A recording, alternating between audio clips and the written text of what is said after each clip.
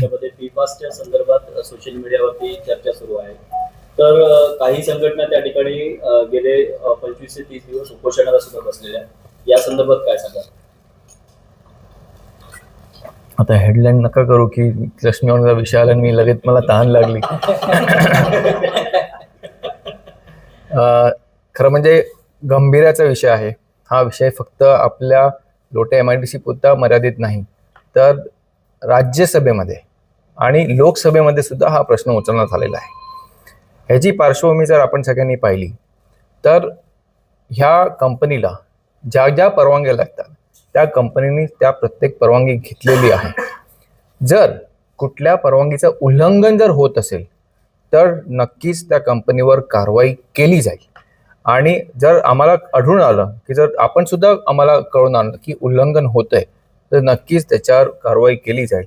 पण आपण सगळ्यांनी एक लक्षात घेतलं पाहिजे की एका बाजूला कोकणातला जो हा युवक आहे हा शहरामध्ये मुंबई, ठाणा, पालघर, बदलापूर, डोंबिवली, कल्याण इथे जो स्थलांतरित होतोय तो कुठेतरी कमी होण्यासाठी जर नवीन उद्योजक इथे येत असतील तर त्यांना अशा अटी शर्ती सुद्धा टाकलेल्या आहेत की आपल्याला त्याच्यावर हानी होणार नाही, म्हणजे तिकडच्या स्थानिकांना त्याची हानी होणार नाही याची सुद्धा दक्षता घेतलेली आहे. पण केंद्रातली जी कमिटी आहे जे एन्व्हायरमेंट क्लिअरन्स देतो, क्लिअरन्स दिल्यानंतर ती पोल्युशन बोर्डाकडे येते. क्लिअरन्स अगोदर मिळतं आणि क्लिअरन्स मिळाल्यानंतर पोल्युशन बोर्ड त्यांना परवानगी देते की ती कंपनी सेटअप करू शकतात. तर त्यांच्याकडे रीतसर ती एन्व्हायरमेंट क्लिअरन्स आहे आणि ते केंद्रातली कमिटी आहे, ती राज्यातली नाही आहे. केंद्र सरकारने त्यांना परवानगी दिलेली आहे. त्या परवानगीच्या आधारे MPCBने त्यांना कंपनी नियमाच्या आधारे त्यांना ती कंपनी चालवायची परवानगी दिलेली आहे. लोकांतल्या अनेक कंपन्या डायरेक्ट पाणी सोडतात आणि काही कुठे असे सोडगाव असेल पाणी खराब होतं असं वारंवार चालतं. तिथल्या म्हणजे तो प्लॅन्ट स्पॉट बंद असतो असं त्यावर काय कारण? एकदम उत्तम आपण प्रश्न विचारला. आताच जी आमची बैठक झाली हाच प्रश्न आम्ही त्यांना विचारला आणि आता त्यांना आम्ही शेवटची वॉर्निंग नाही तर शेवटची त्यांना ह्याच्या मीटिंगच्या आधारे त्यांना आम्ही निर्देश देणार आहोत. आज 108 कंपनी लोट्यामध्ये आहेत, त्यातल्या 10% कंपनी ह्या ZLD आहेत. मी त्यांना सांगितले, आम्ही त्यांना सांगितले तुम्ही पुढाकार घेऊन तुम्ही झिरो लिक्विड डिस्चार्ज असा प्रपोजल तुम्ही आमच्याकडे द्या, नाहीतर आम्ही तुम्हाला कंपल्सरी करू की तुम्हाला झिरो लिक्विड डिस्चार्ज करावं लागेल.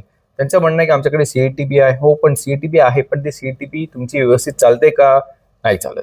तर आता सहन करणार नाही असे स्ट्रिक्ट निर्देश त्यांना दिलेले आहेत आणि मी त्यांना सोप्या भाषेत सांगितलेलं आहे जर तुमची कंपनी व्यवस्थित चालते ना 100% तुमचं मत आहे तर मला एक ॲफिडेव्हिट लिहून द्या की आम्ही नियमाचं तंतोतंत पालन करतोय असं एक मला ॲफिडेव्हिट लिहून द्या.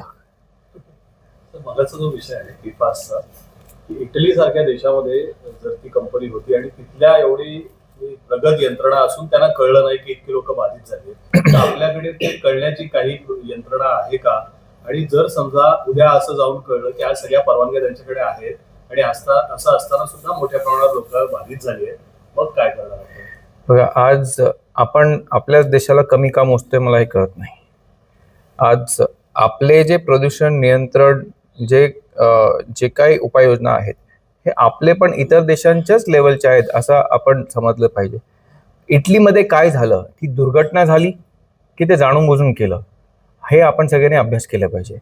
आणि अशी कुठली दुर्घटना आपल्याकडे होऊ नये आणि कोण जाणून बुजून करू नये याच्यासाठी MPCB आणि आमचे सगळे अधिकारी वर्ग हे सतर्क आहेत. आणि बघा, लोकांच्या जीवनाशी कोणीही त्याच्यामध्ये हे करणार नाही, त्याच्यामध्ये आम्ही त्याच्यामध्ये दुर्लक्ष करणार नाही. आणि जर आपण जो मुद्दा मांडला की